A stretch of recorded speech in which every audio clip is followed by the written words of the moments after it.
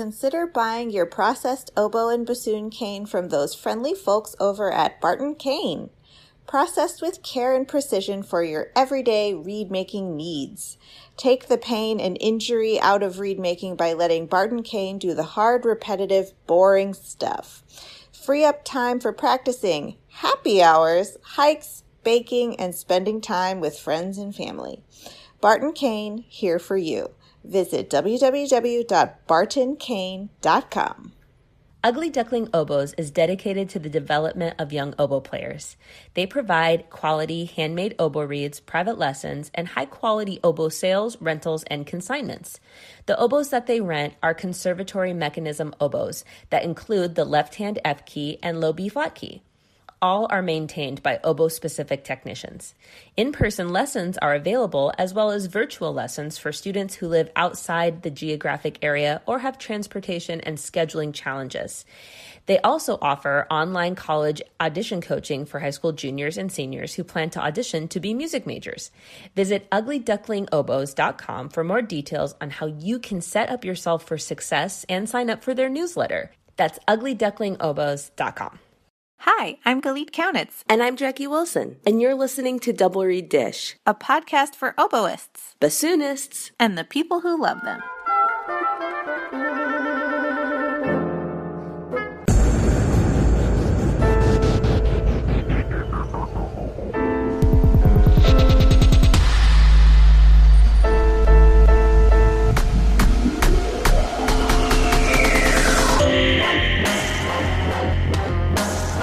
Hey, girl.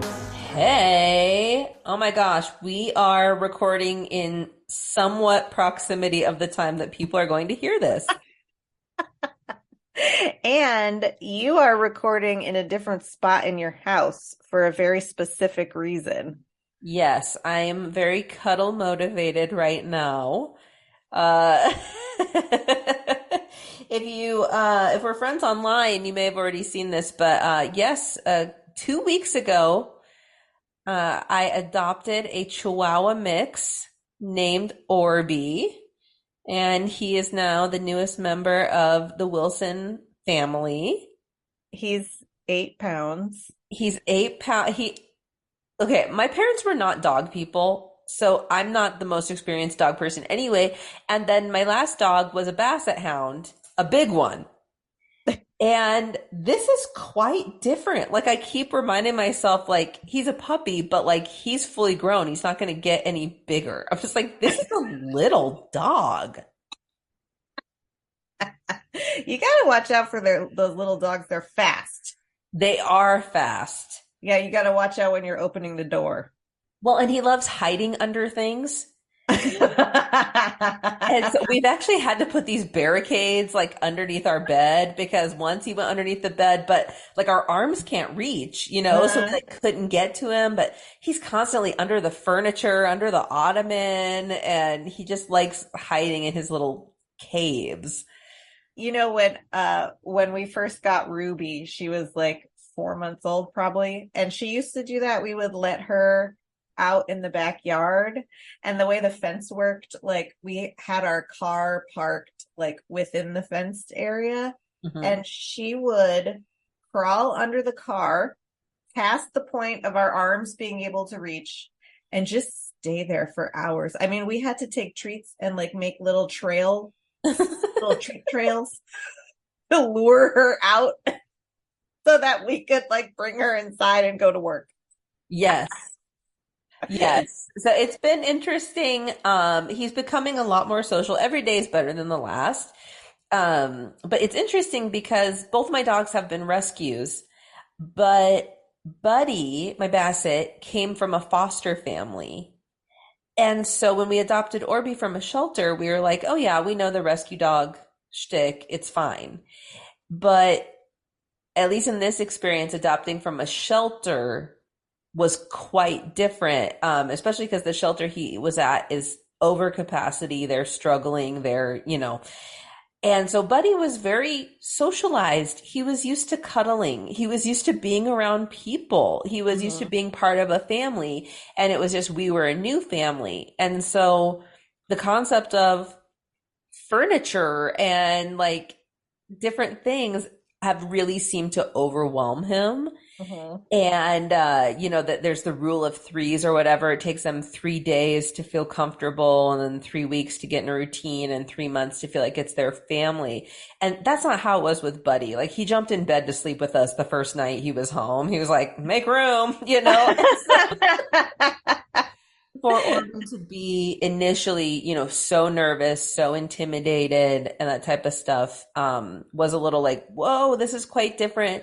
But on the opposite end, to see him every day get more comfortable, desire pets. He does this really funny thing where if you're petting him and then you stop, he takes his hand and he boops and it's like, keep petting. That's how you ask for consent if the dog wants you to pet them. That's very true. But so the fact that he's, snuggling right now, it's something that we've earned, as Brene Brown says, with layers of trust and vulnerability. So, Plus, he got a very special care package with I gotta say, the cutest.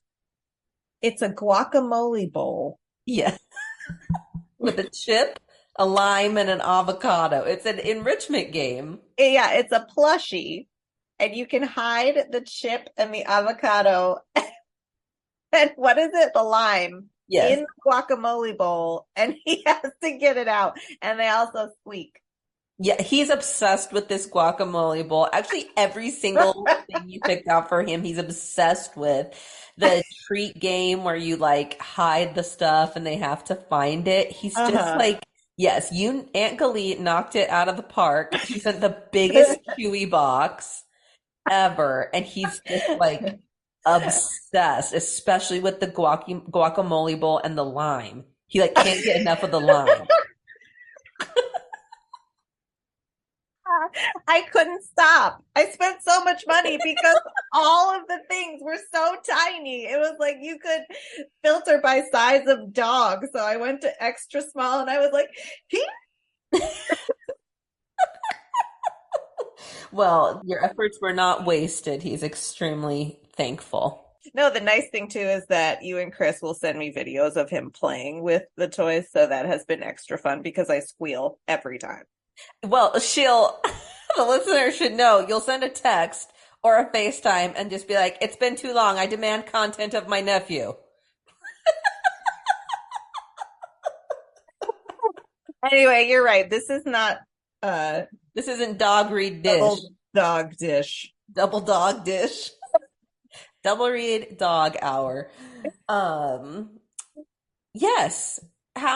So it's been a minute. I think it's been over a month since we've recorded a dish. That's a lot of minutes. What's been going on in your Oboe summer break life? Well, I have been busy preparing for some Festival South concerts here in Hattiesburg, which they're cool concepts. I have one on Friday. Beethoven beer poster. Yeah, it's Beertoven, and they are partnering with a local brewery and pairing a local beer with every piece on the program. So it's a reduced version of Beethoven 1 for winds. Okay. The Rondino. And then Gordon Jacob, Old Wine in New Bottles. Mm-hmm. You know, that it's like a wind chamber concert, but large wind chamber stuff. Yeah, but each piece has a beverage that goes with it. Are they telling you the beverage? So do you know, like, this is the... Yeah. Okay. It's pretty cool. And it's taking place in the downtown train depot in Hattiesburg, which is a really beautiful old building. And like, I think it's going to be pretty cool. I think people are going to love it. And I'm also doing a concert called Odd Couples, where it's non-traditional, maybe non-expected instrument pairings. And I'm playing a piece for oboe and guitar. And we're thinking about having one person dress really sloppy and one person be like overly buttoned up, just like the movie, The Odd Couple. I don't know if oboe and guitar are like so weird though. Like I feel like That weird, no. oboe and trombone would be like Yeah, that'd be weird. that'd be weird. Let's not do that though. Like, well, I know PDQ Bach did this like Dutch suite or whatever, but me and my friend Chris Dickey love playing together, and yeah, that's tuba and bassoon. And we found a Barbara York trio, but yes, it's a little like, oh gosh, like That's a yeah, lot. there are balance issues. Yes, there are. Yep. But yeah, we're doing the Villalobos Sextet Mystico. It's cool. I've done it one other time. It's flute, oboe, saxophone, harp, guitar, and celeste. Oh, Yeah, and then we're taking that instrumentation and kind of breaking it off into different pairings. very cool. Yeah, it's a really cool piece. It's got a huge, huge oboe part. So, I like mine. And other than that, I have been actually doing a lot of teaching, a lot of private teaching, going up to the Jackson area, one of the suburbs, and teaching in public school summer oboe lessons. And a lot of students from around the state are coming to Hattiesburg for lessons this summer, which is super, super exciting because, as a higher ed applied teacher, you are super invested in the health of the upcoming young musicians in your state and in your area. So that's actually been really fun and really fulfilling. Yeah, no, that's awesome. We have a Cougar music camp coming up, and between oboe and bassoons, we are the two most represented instruments. Wow. We're so excited. We're going to do a double reed ensemble, but Dr. Wilson. yeah, it's super. My colleague Carrie McCarthy and I were like so excited, but yeah, it's so awesome to see, high school and junior high age students like just psyched about double reeds. Do you remember being like young and enthusiastic? Oh, those were the days. Well, listen, you haven't told us anything about your trip. The New Zealand trip. Well, first of all, obviously it was awesome. It was beautiful. The flight was not bad at all. Well, tell them why. Yes, we did the Sky Couch on New Zealand Air, which people were like, "Are you going to fly business class? Are you going to fly first class?" And I'd be like, "No," and they'd kind of like, which I get it's uncomfortable, but do you know how much those tickets are? They're like, I was like, I don't make that kind of money. I play the bassoon. But there was a small upgrade to basically turn your seats into a Sky Couch, which just basically means you've bought out the third seat in the row and it's okay to lay down. And you, as a peanut-sized person, oh yes, you were probably all stretched out.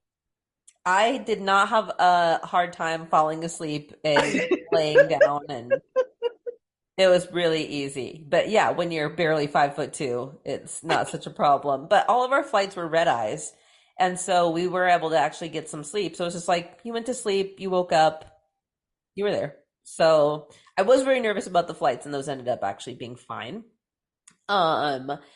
The two performances I gave were at the University of Victoria, that's the New Zealand School of Music, and the University of Waikato. The New Zealand School of Music was just so awesome. And the thing I'll say is everyone was so open and welcoming. It was just like the students, I got to give master classes, and I worked with all sorts of woodwind students. It was actually like the woodwind class that I worked with. So I was working with flute players on their Prokofiev sonata. And I was like, wow, that seems incredibly hard. Good luck. But yeah, it was so fun. And the recitals were so special because I was there to work with Maori composers on this new commissioning project. But the performances I gave were sharing my work on Indigenous self-representation in Native North America. And the reception was just phenomenal. And I had all these Maori people come up and talk about their experiences being Indigenous in these spaces and, feeling cultural isolation and how do we talk about it and when do we talk about it and all that type of stuff. It was just really fruitful. I was shocked to see the United States ambassador to New Zealand actually showed up for my concert. Woo! And so that was amazing and humbling. And yeah, same thing at the University of Waikato, just such a positive experience. And there I got to meet up with friend of the podcast, Ben Hoadley. Amazing. And so we got to have not as long as I would have liked, but short little intercontinental bassoon hang. When does that ever happen? I know. And I guess the worst part of the trip, one of the composer collaborations I was supposed to do, unfortunately, he got COVID, so I wasn't able to go. And wouldn't you know, we just had to go on Airbnb and see if anything was available and happened to find a oceanside property for pennies and had to spend a couple days there. It was really terrible. It was the worst part. It sounds like an incredible hardship. It was a big inconvenience. So yeah, I have no complaints. I want to go back. I just, if you have the opportunity to go. It was nothing but a positive experience. And then I came back and put my bassoon in the closet and have been without it for a couple weeks because I needed a break. And I just started practicing again a couple days ago, but I was very happy to have a little bit of time off. This was a grueling academic year. Well, okay, so I'm so happy about the success of your trip. But how is Orby loving the bassoon? So far, it seems like a non-event. I love it. It's just kind of something. Yeah, there's no howling or scaling the walls or trying to escape. I wonder if it would be different if you played the oboe. I would assume.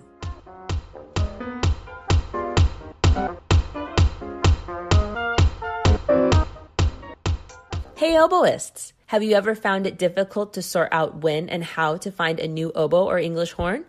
Oboe Chicago streamlines the process, providing personal and professional consultation and a large selection of lovely instruments. The process feels comfortable and thorough. Selection includes Effleray of Paris, Howarth of London, Covey oboes, and Fox products. For a current listing of Oboe Chicago's selection, please visit www.oboechicago.com. For a credit of $100 towards shipping, mention Double Reed Dish when you call or email Shauna. That's oboechicago.com. Chemical City Double Reeds is a full-service double reed shop specializing in the sale of instruments, cane, accessories, and sheet music. Double Reed Dish listeners can enjoy free shipping with code DRDISH. Visit them in Baton Rouge, Louisiana, or online at www.chemicalcityreeds.com.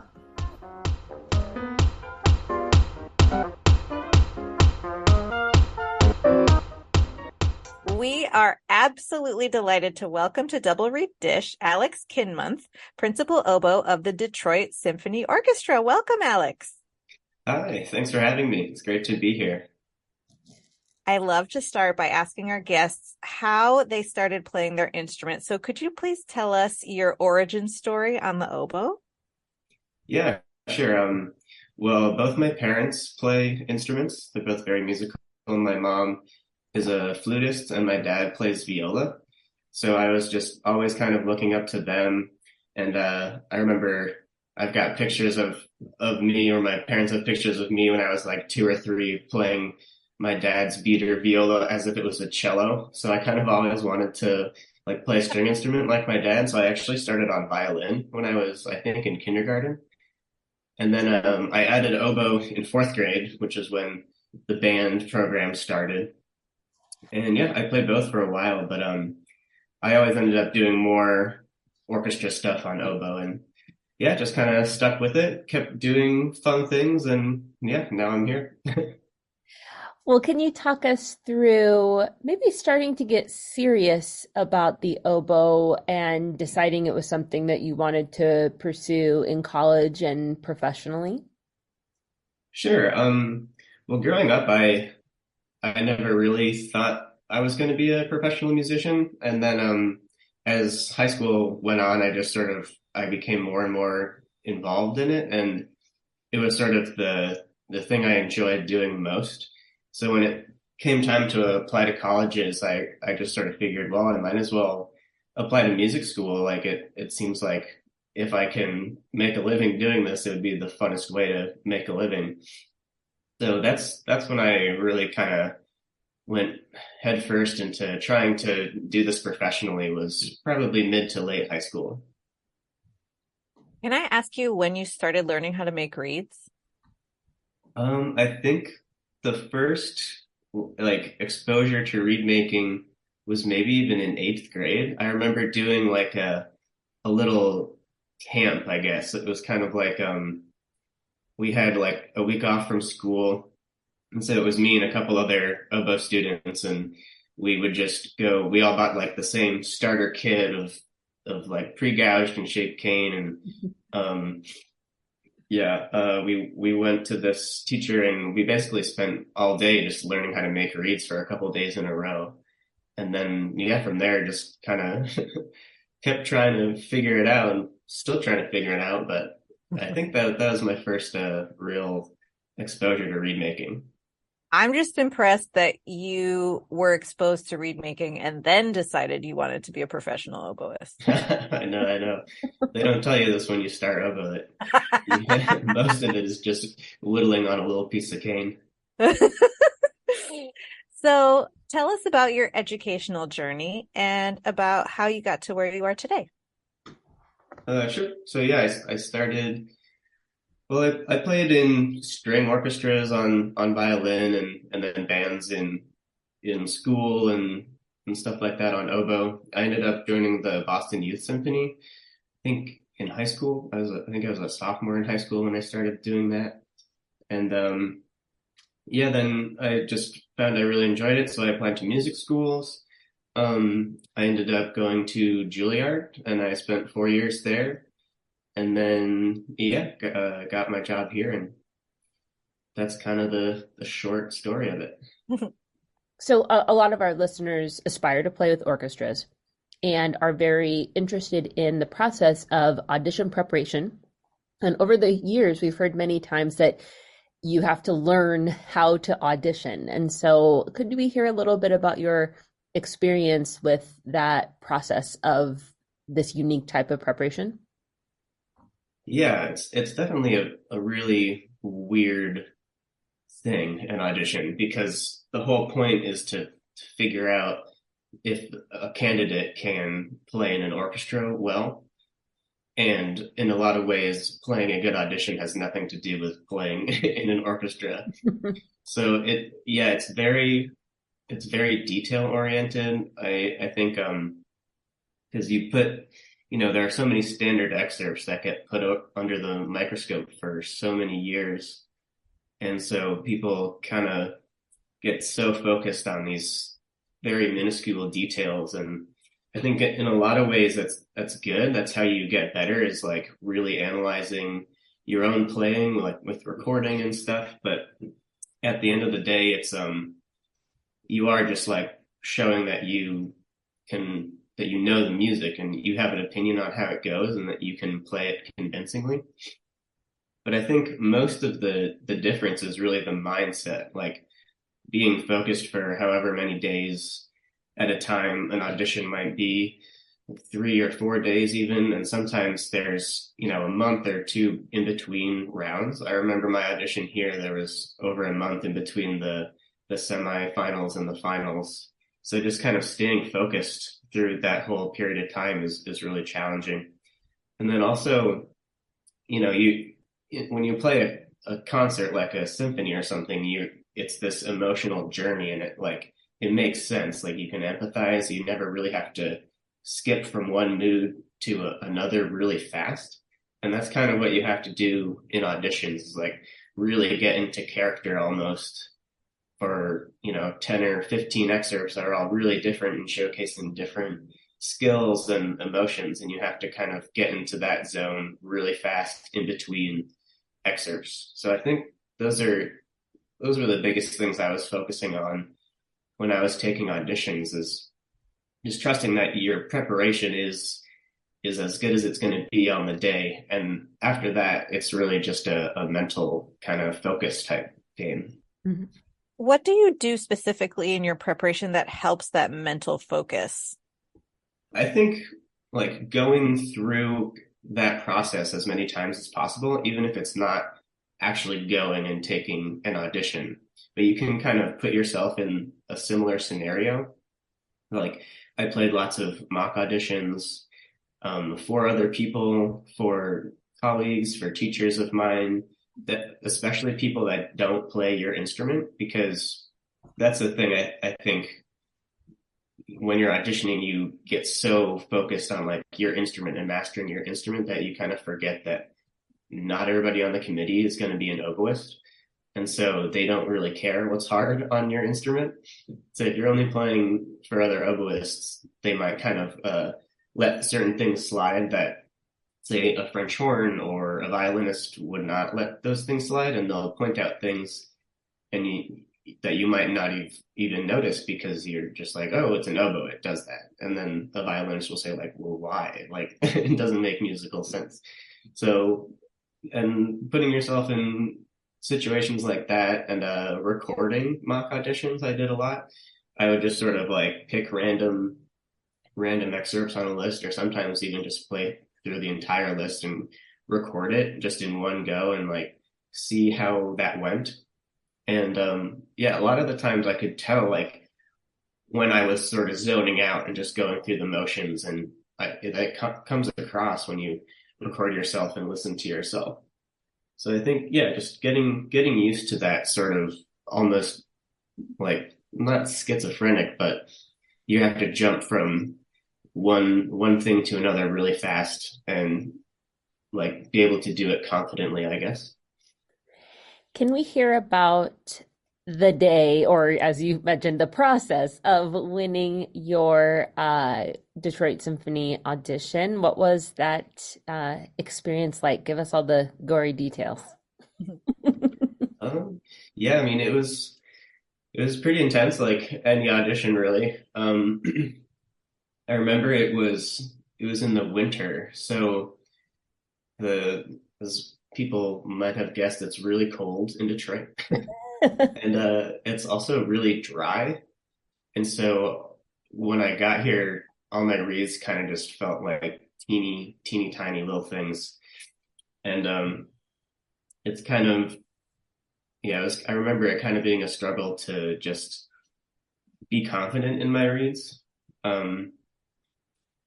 But now that I've lived here a couple years, I kind of know what to expect. And I guess I mean, I was trying to do this in school while I was auditioning, but just having reads that will kind of work no matter what the weather's doing. Yeah, but I played a prelim. I thought it went okay and ended up passing. And then I think the next day I played the semis and ended up making the finals. And then the finals were, I think, in January or February. I think January. So it was after the holiday and New Year's break. So I remember just sort of sitting at home at my parents' house, and just sort of wondering like what else to do because I had already obviously like woodshed these excerpts to death, and so I did have a lot of time to just like focus on the mental side of taking auditions. So I was recording myself a lot, just sort of focusing on the like fundamentals, just like being comfortable, especially knowing that I had to go back to Detroit and what the weather was going to be.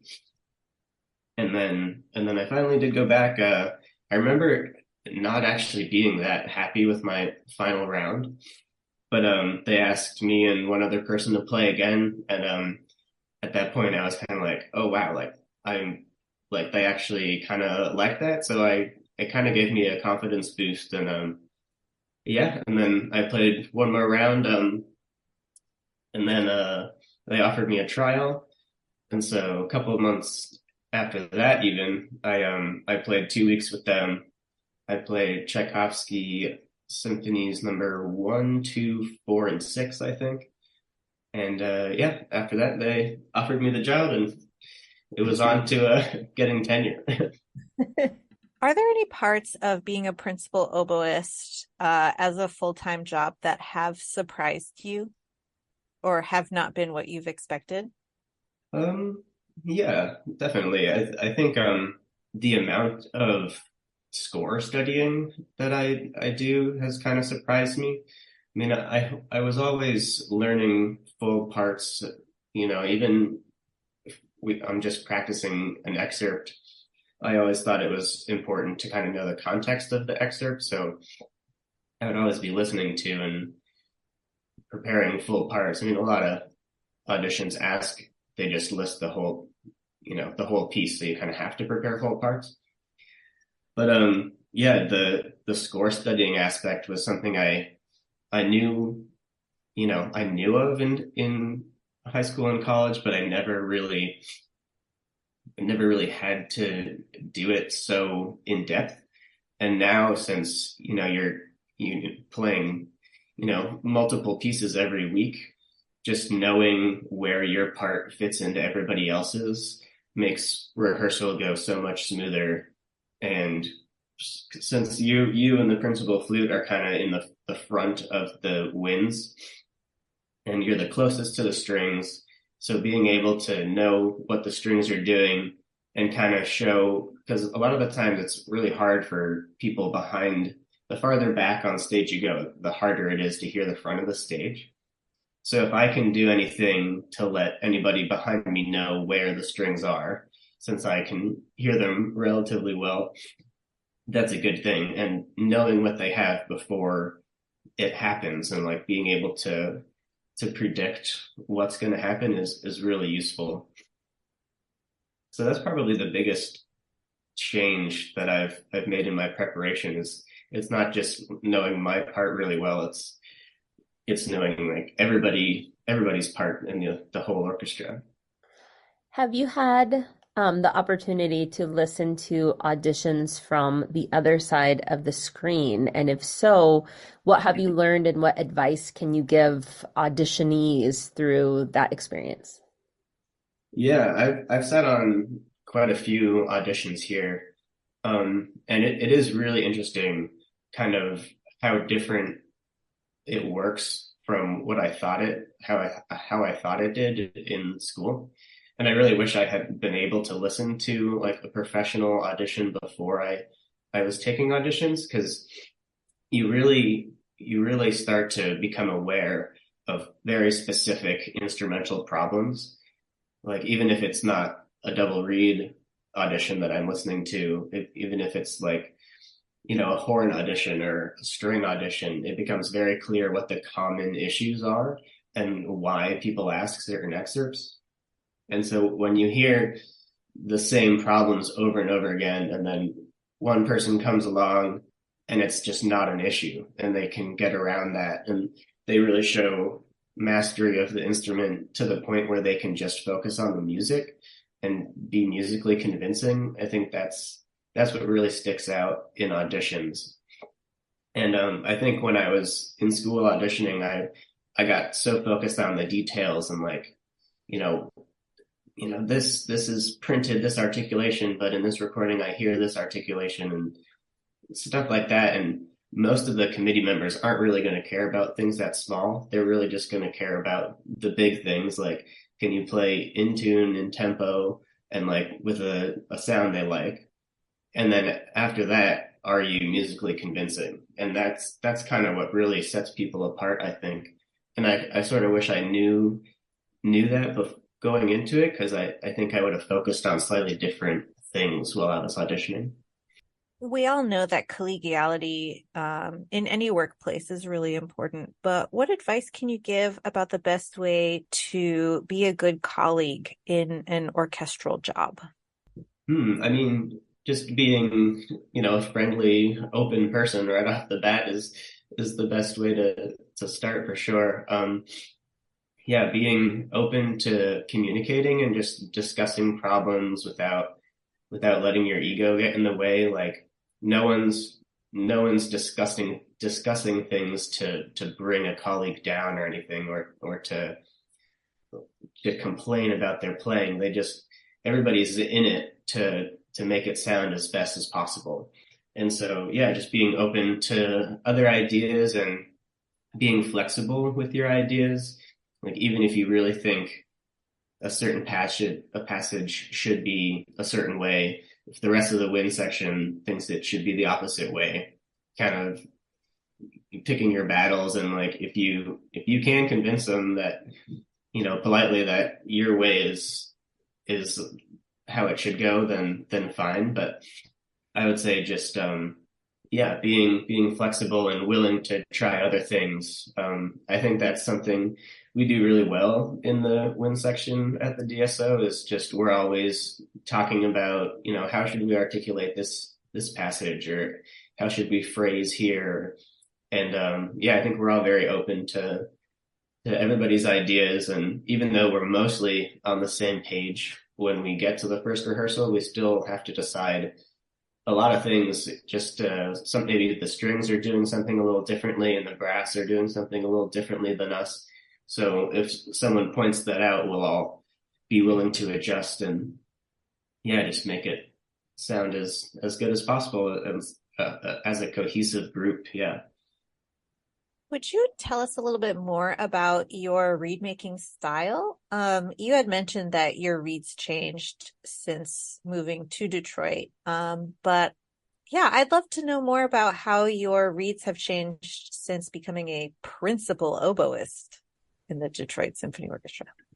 Yeah, for sure. I'd say the biggest difference is just, the amount of sound you have to produce in a professional orchestra. I think coming from a conservatory or any school, people don't have much professional experience. So the kind of volume of sound in a student orchestra is going to be on the smaller side. And then when you have a professional orchestra that's full of people that have been playing in the same hall for 30 or 40 years, they really know that hall really well and kind of what they need to do to create the colors they want in that hall. And when I first got to Detroit, it was clear that I just needed to produce a lot more sound, and I needed to be able to play what felt like a forte but still sound like a piano dolce. And so, I really focused on making my reeds more free-blowing. I've always liked a bit of cushion in my reeds, but when I first got here especially, I felt that it had the cushion I liked, but it was limited. Like, at a certain point, it felt like I was just blowing at a wall, and my reeds just wouldn't accept any more air. And so it ended up kind of sounding a little pressed at times, and it just didn't have the ring that I really wanted. And so now I think I changed my shaper tip. I changed to a wider shape. And I just kind of focused on whatever was possible to just allow myself to keep blowing a higher volume of air was much more comfortable than playing against a hard reed that just felt like you were trying to force it the whole time. How long does it take you to adjust to changing a factor like a shape? It takes a while, I suppose. When I changed shapes, I bought a couple, and I probably was tying a couple on each shape, at a time, and just sort of comparing them. And then I ended up actually pretty quickly deciding on one, just because it made my scale feel a lot better. Like, just the notes seemed to line up and be in tune. I didn't have to manipulate them as much. So I ended up going with that one. But the whole process of, incorporating the shape was definitely a quicker process than making my reeds more free-blowing in general. I feel like that probably took me at least a season or two to really figure out what I wanted my reeds to feel like and how that would sound in the hall. And then it's always kind of changing, because now we have risers, and that really changed our how I project in the hall too, because now I'm I think 8 inches off of the ground, so I'm just above a lot of people's heads that used to be blocking my sound, and the risers are hollow, so it kind of amplifies us in a way. So we're always kind of listening back to recordings and trying to figure out balance and discussing it with colleagues and listening in the hall and that type of thing. So it's kind of a never ending process. What did you end up doing to make your reeds more free blowing? Because I know what you're talking about with feeling like you're blowing into a wall. So what was your solution besides the shape? Were you doing longer scrapes initially? Probably, yeah, definitely the wider shape helped. I felt like I could leave a bit more cane on the reed in general, just overall, and that kind of helped with opening and having the reed stay open, and not just like shutting down. I felt like if I took out too much of the spine, especially near the thread, that was a really big factor, and that's kind of where I felt the bottleneck a lot of the time was just the reed wasn't staying open down there, which is sounds kind of like a weird problem to have, but I tried to leave a bit more spine, especially maybe in the bottom third of my back, and I think I did end up kind of elongating my reeds. I feel like in college my reeds were probably around 69 millimeters, and now the most comfortable reeds I have are around 71. So that's pretty long for the type of oboe I play on. But yeah, and then a couple scraping things. I was really trying to find a good balance between having a transition that sort of allowed my tips to be really vibrant, but not so steep that it felt like the tip was isolated from the rest of the reed, because that also began to feel like a little bit of a bottleneck, that it was just the tip vibrating and it wasn't translating through to the rest of the reed.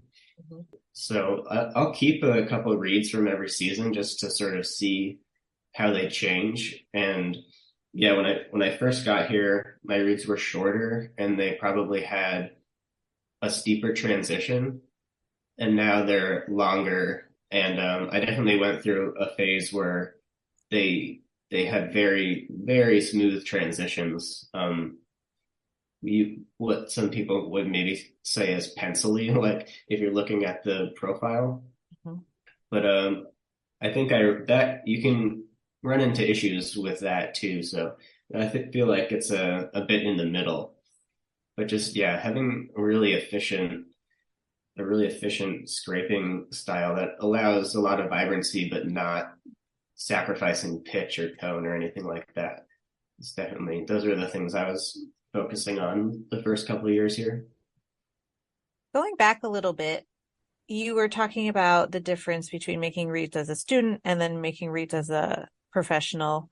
And my question is, do you think that the smaller and more contained sound is an advantage in an audition? That, the highly refined reed would do better in a professional audition than a big reed that would play over an entire orchestra that you would play on now? Yeah, I think so. I think in a lot of ways that's very true. I think a reed I would play in an audition would be very different from a reed I would play in the orchestra most of the time. I'll definitely make reeds for specific things in the orchestra. So if there's something, like a big Mahler symphony or a lot of parts in Shostakovich or something, or even Brahms actually, where it's such a lush orchestration that you really have to project over the orchestra. It would be a little like I guess unmanageable in an audition, or a little restricted. I wouldn't say unmanageable, but you wouldn't be able to do everything that you need to show in an audition on one of those reads. Mm-hmm. So an audition read, I would definitely be focusing on more of a range of colors as opposed to a range of dynamics. You definitely need, to be able to play loud and soft in an audition, but the contrast, just because you're not playing with anybody else, I think just showing the contrast is more important than literally playing louder or softer. And I think color is a more useful way to do that in an audition. And I would say an audition read is probably more flexible in that way also. To be able to play in multiple keys and have it still be in tune and have, be able to adjust whatever note you need to fit into that key. And then be able to play anything from like Shostakovich 5, which is really delicate and high, to maybe Mahler 3, which is really low, and then maybe a super loud excerpt that they might throw in there also. Thank you for indulging my read geek moment. Yeah, anytime. So your job has a lot of responsibility in terms of quality of performance. Can you talk to us about how some people call it performance anxiety, some people, just call it increased amounts of energy, but how do you handle that aspect of your job, especially for like solos or big excerpts?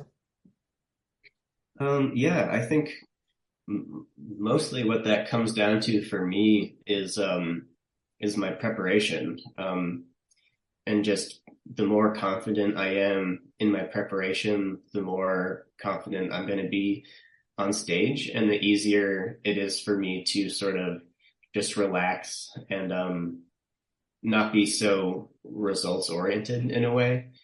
I guess I sort of touched on this when we were talking about auditions, but by the time you get on stage, all of the work is already done. Like you're not going to get much better in the time that you're warming up for a concert. So just sort of like accepting that, and it's easier to accept that the more preparation you've put into it. And if I'm confident by the end of my practice session, I'm usually pretty confident on stage also. And there's always things that are going to be super hard and stressful, but just knowing that 99 times out of 100 I can do this makes it a little bit better. If you happen to fluke it, you can just be like, oh, that was a freak fluke, like that never happens. And it's not really worth beating yourself up in the moment. It's kind of, it's a problem for future problem solving Alex to deal with, not performing Alex. Just sort of if that sort of thing happens, going back and analyzing the preparation and then making sure you sort of avoid those sort of mistakes in the future. And that's just like, part of growing as a musician and person, I guess. But being like, knowing that you've done that so many times before sort of gives me a bit more confidence going into a stressful performance. Speaking of preparation, how do you like to balance your practice sessions? What do you like to do to get ready for each week's program? Well, I definitely like to listen to whatever I'm preparing before I actually kind of get into the oboe part. I really like to listen to it even without a score. Definitely without the oboe part, just to hear what the whole work is supposed to sound like. And then kind of hear how the oboe part fits into that, and just to have it in my ear before I get so focused on like the notes that I have to play. Um, and then, yeah, I guess as I'm preparing my actual part and I sort of notice like, oh, I have to do this with the strings or this with the brass. I'll sort of be doing that in score studying at the same time. And then, yeah, just sort of, doing all the woodshedding after that, kind of helps me prioritize my time, knowing what are the most important things for the whole orchestra. And then, yeah, just doing woodshedding after that, and then kind of putting it all together. And I'll often just play along with a recording as kind of a final run through of a work, just so that I'm sure that I have everything in my ear and I can, put the oboe part into context that way. So you were part of the DSO's recordings of Tchaikovsky's symphonies 1, 2, 4, and 6, and I've been told that 4 has kind of a big excerpt for y'all, maybe us too. So I was wondering if we could hear about, I mean, I've recorded solo albums and chamber pieces, but to record as a symphony orchestra, especially a solo passage within, or, there's so many small solo passages. What was your experience like doing that? That seems so unique. Yeah, it was pretty wild. So we don't really do like full recording sessions here, or we haven't since I joined. They're all live recordings. So we'll record all the concerts, I guess, in that week. So for these, there were 2 concerts, and then after we're done with the week, we'll have a patch session after the concert.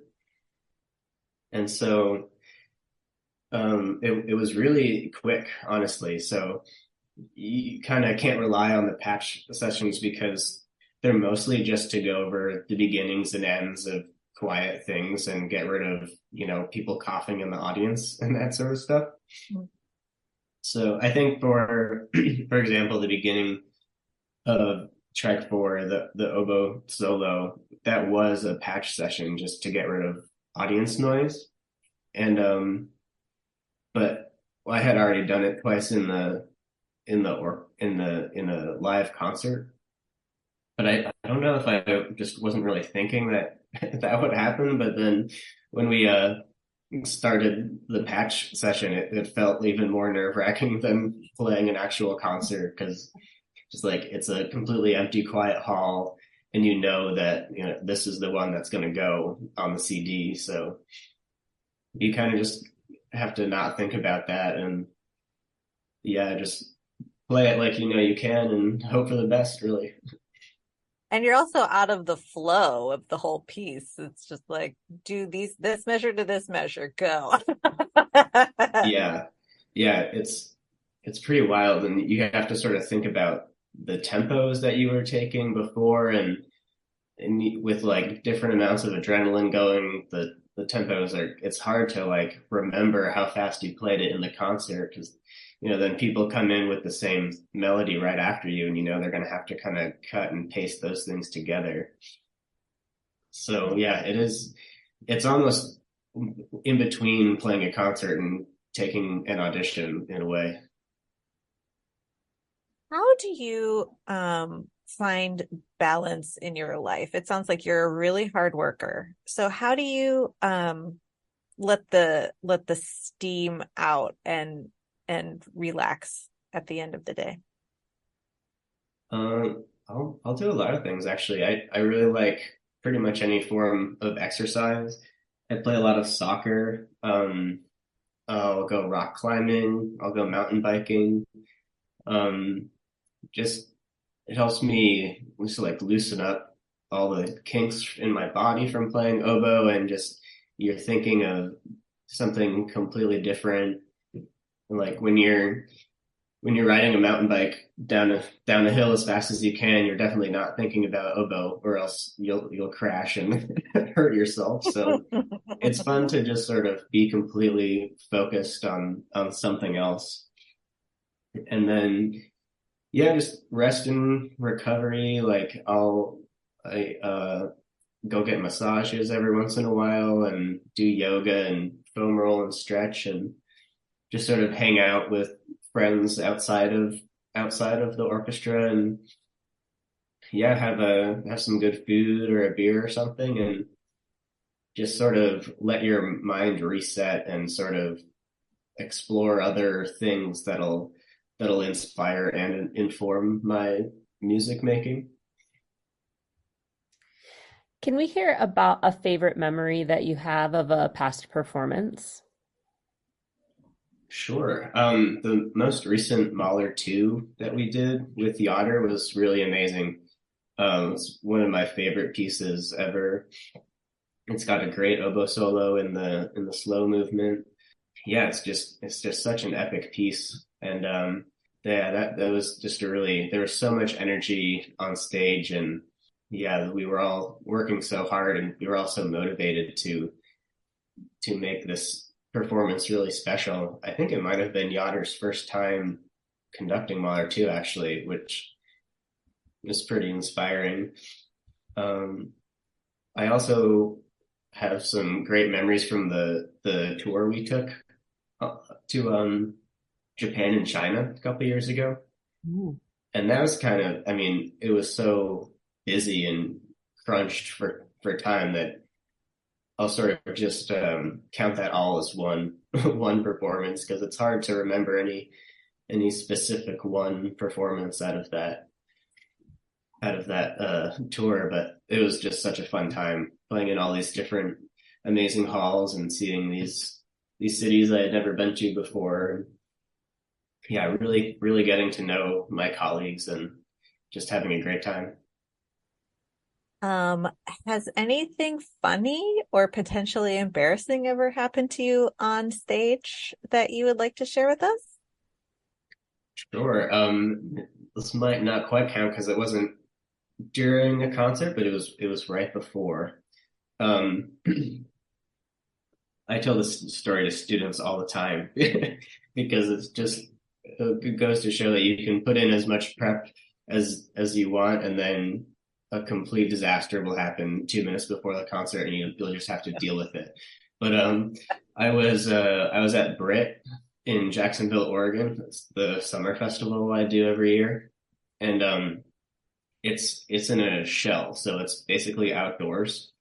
There's a roof, but there's just an open wall to a lawn, and so we get wind and sometimes even rain can get in there, but we don't have trays for our reeds or anything, and usually I'll bring a little clip to that kind of holds my water and a couple of reeds, but the clip wouldn't fit on the stand, so my reeds were just on the stand, kind of in front of my music, like in the water.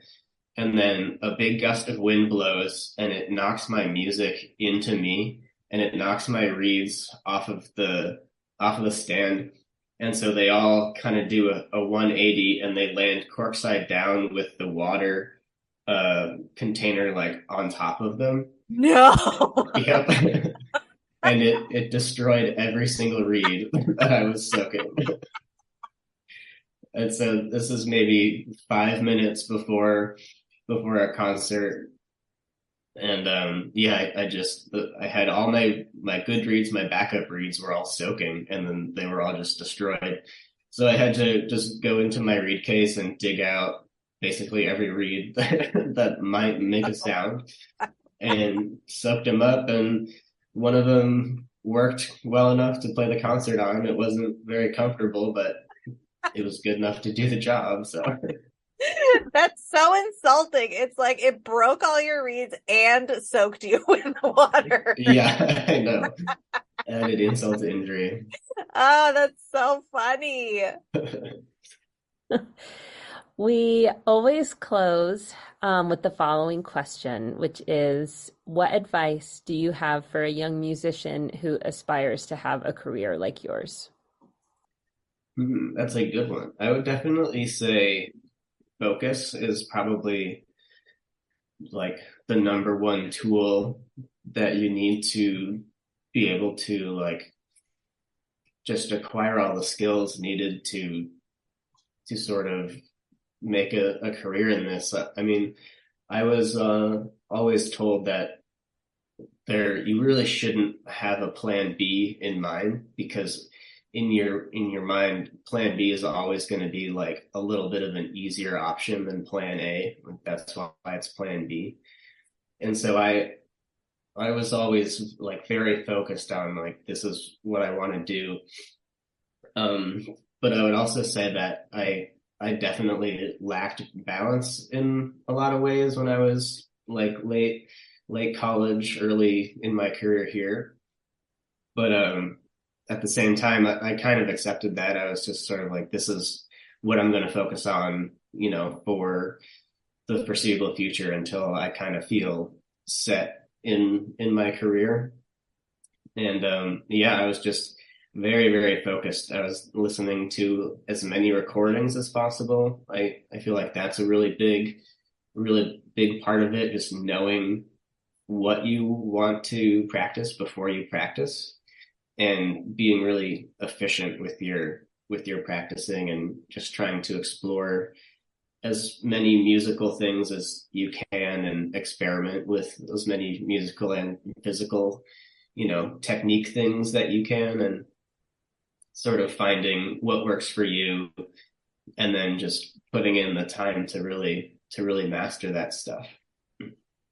That is wonderful. Alex, thank you so much for joining us on Double Reed Dish. It was such a pleasure to talk with you and learn from you, and we just can't thank you enough. Yeah, thanks so much for having me. It was great.